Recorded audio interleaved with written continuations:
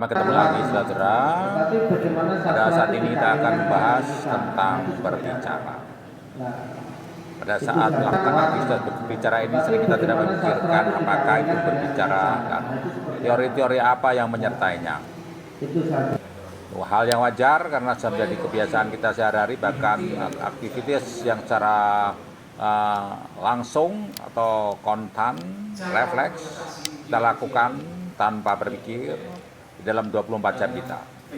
Nah, di sini kita akan mempelajari beberapa pendapat ahli tentang berbicara, mana teori-teori dinyatakan dan memang ada perbedaan satu sama lain, namun pada prinsipnya perbedaan itu tidak terlalu signifikan atau terlalu jauh. Berbicara merupakan salah satu komunikasi mengandalkan kekuatan dan kompetensi berbahasa, kata-kata, frasa, kalimat, paragraf, ujaran, dengan vokal dan penampilan yang mendukung. Ini pendapat seorang ahli atau kelompok ahli yang mengatakan demikian, yaitu komunikasi mengandalkan kekuatan kompetensi berbahasa.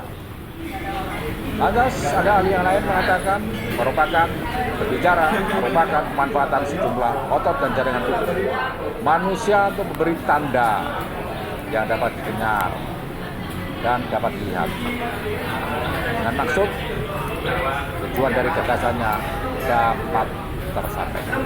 Nah, saudara, hal ini menunjukkan bahwa berbicara merupakan pengucapan bunyi yang dipandang dari faktor fisik untuk mengkomunikasikan gagasan secara fisik menggunakan tubuh terkait dengan gerak mengucap.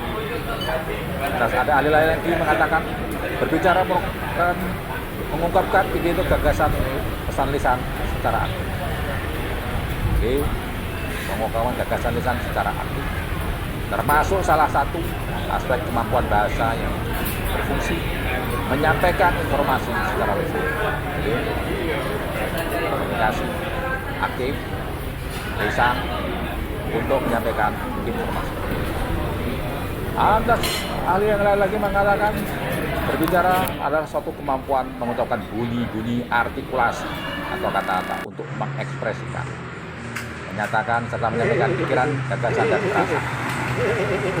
Nah, di sini berarti ada sesuatu yang disebut dengan gagasan, pikiran, perasaan yang ada, yang kelihatannya tidak ada namun sebetulnya dia ada, dan itu diucapkan untuk menjadi bukti keberadaannya, artikulasi dan mengekspresikan kata-kata untuk mengekspresikan, menyatakan dan menyampaikan sesuatu yang kelihatannya tidak ada namun ada. Ini filsafat Parmenides yang dalam konten sebelumnya kita bahas bahwa sebetulnya gagasan itu ada, namun dia kelihatannya tidak ada. Namun begitu kita ekspresikan dengan kata-kata yang berartikulasi, maka dia nyata, sifatnya ada. Ahli yang lain lagi mengatakan berbicara merupakan proses penyampaian informasi kepada pembicara dengan tujuan pengubahan pengetahuan, sikap, dan keterampilan pendengar sebagai akibat dari informasi yang diterimanya. Jadi ini berbicara lebih kepada fungsi tujuannya untuk mengubah pengetahuan, sikap, keterampilan. Baik, kita lanjutkan dengan pendapat yang mengatakan berbicara merupakan dasar bagi seseorang untuk menyampaikan segala sesuatu kepada orang lain. Keterampilan menyampaikan pesan ini melalui bahasa lisan.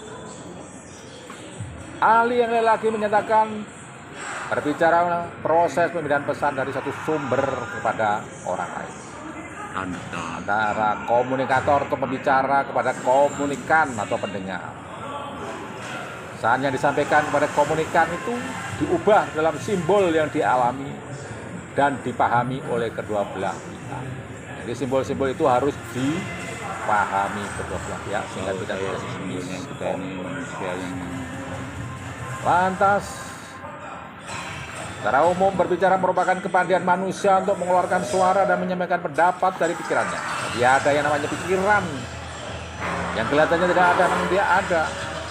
Dan kita baru tahu itu ada ketika diucapkan dengan berbicara.